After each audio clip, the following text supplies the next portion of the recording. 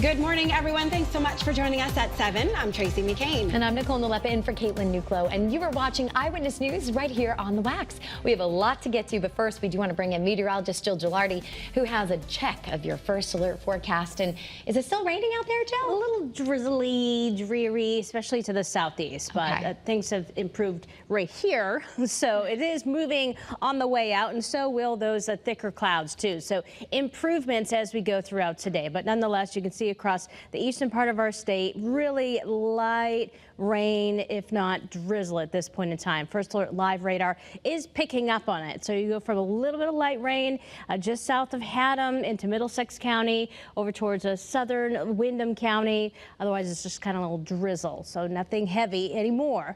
And we're just waiting for these low clouds to get on out of here. But they're here with us right now, live in New London. It is gray, 45 degrees, and it is breezy out there. We're waiting to see more holes developing back towards Torrington because that's where the clearing would happen first.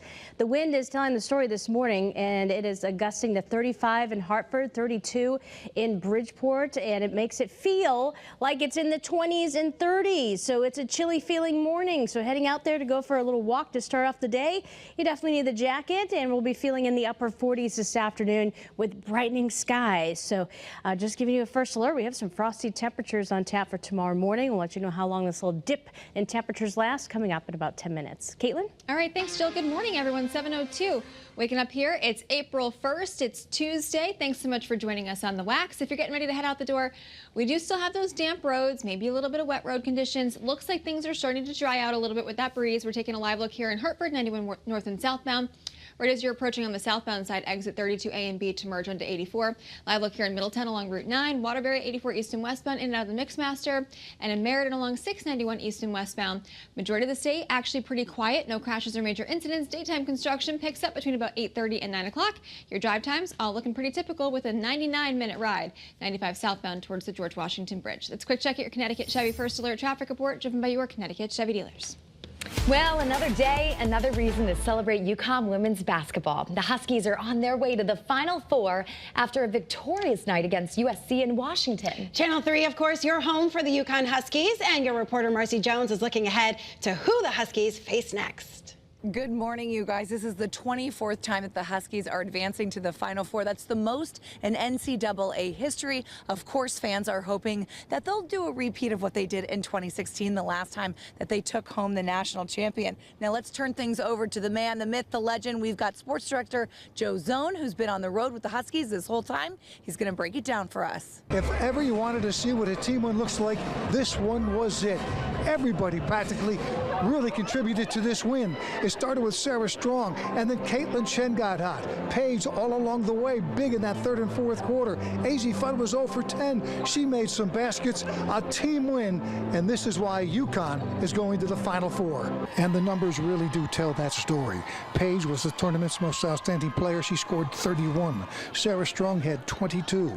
Caitlin Chen, 15 at just the right time, and Azzi Fudd, all of her 8 in the fourth quarter. There was just so many people that contributed over the course of the 40 minutes. That's who we are. That's our identity, our depth, our ability to play off of each other and continue to move the ball, continue to feed off each other, and I guess feed off who's hot at the moment. I was getting yelled at by everyone to keep shooting, like stop thinking about it, the next one's going in, and I was in my head a little too much. In the fourth quarter, I was like, well, I've been in my head this whole game, nothing's going right, so I got to fix it. You need other people to do when their moment is on them. They need to deliver something, whether it's an offensive rebound by Aubrey, Caitlin, the left-handed drive to the basket, and then the get fouled, and that cut to the basket for a layup. Just like last year, UConn does it again in this round, the Elite Eight, and they're on their way now to Tampa for the Final Four.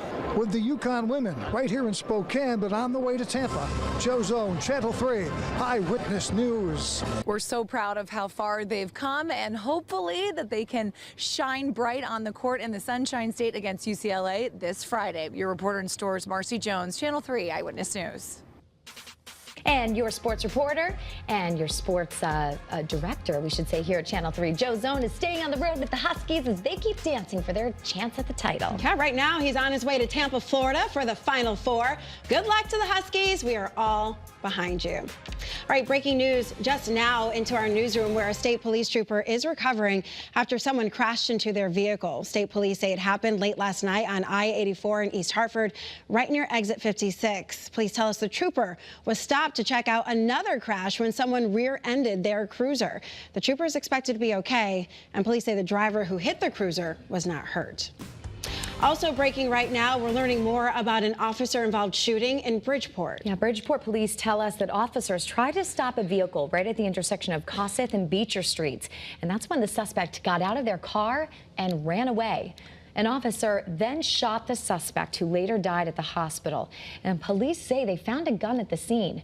The Office of the Inspector General is now investigating this shooting. Also this morning, Middlesex Turnpike in Old Saybrook is back open, and the investigation into what caused a serious crash is just beginning. Police say one vehicle was involved in a crash right near the 95 overpass late last night, which ended up sending the driver to the hospital with serious injuries. We know the driver was the only person in the car at the time. And in Hartford, a father is now facing manslaughter charges in the death of his 6-month-old son. Dante Morley is in custody on a $1 million bond after his son died in 2023. Police say it happened at a home on Rosemont Street. They say they responded to reports the baby was not breathing. They haven't told us what led to the child's death, but we are working to learn that information from police right now. And this morning, we are taking you inside the house in Waterbury, which is at the center of a huge investigation involving a woman who allegedly tortured and imprisoned her stepson for more than 2 decades. Such a sad story here. Police have just released crime scene photos, and your reporter Roger Susanen is walking you through what they show.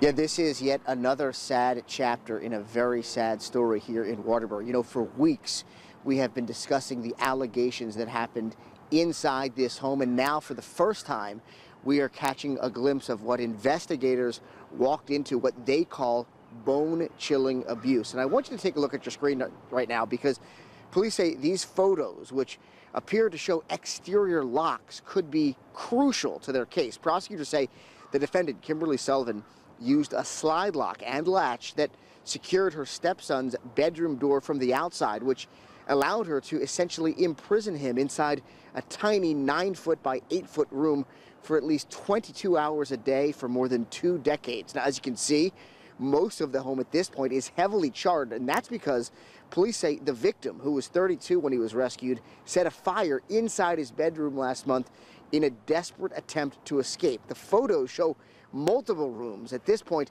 it's not clear which one of them was the victim's bedroom, but investigators have said that these photos, along with the victim's own words, are some of the key building blocks in their growing case against Kimberly Sullivan. Now, you can see the home is now boarded up here on Blake Street.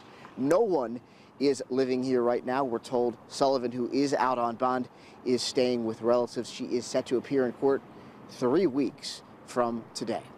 Reporting in Waterbury this morning, I'm your reporter, Roger Susanen, Channel 3 Eyewitness News. All right, thanks, Roger. And now at 7:09 this morning, thousands of people could be forced to either switch doctors or pay out-of-network prices. And this all comes after a major healthcare contract in our state expired. United Healthcare and Hartford Healthcare were unable to reach an agreement by the midnight deadline. And now that that deadline has passed, well, we're going to expect some more increases for people. So what's going on here is that United claims Hartford Healthcare's proposal would increase costs, while Hartford Healthcare argues United is offering rates that would impact their ability to recruit workers.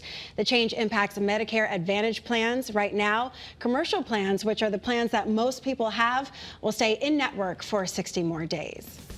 Well, we can pretty much put away the umbrella. There is just a little bit of light rain. We're talking mainly kind of drizzle down across southeastern and eastern Connecticut. Otherwise, the steady rain is long gone, and we're just waiting for the clouds to move on out. But that process is going to be happening today. It's going to be a windy day, too, so dress for that feel a little bit lower than what you're seeing. For example, for the high up in Windsor Locks, low 50s with bright sunshine this afternoon, and a high of 52 in New Haven. And then giving you a first alert tonight, we're playing the thermostat game. The heat is a necessity overnight tonight with lows in the 20s most places. So frosty conditions return. I'll let you know how long that chill will last coming up in your first alert forecast. Tracy? All right, thanks, Jill.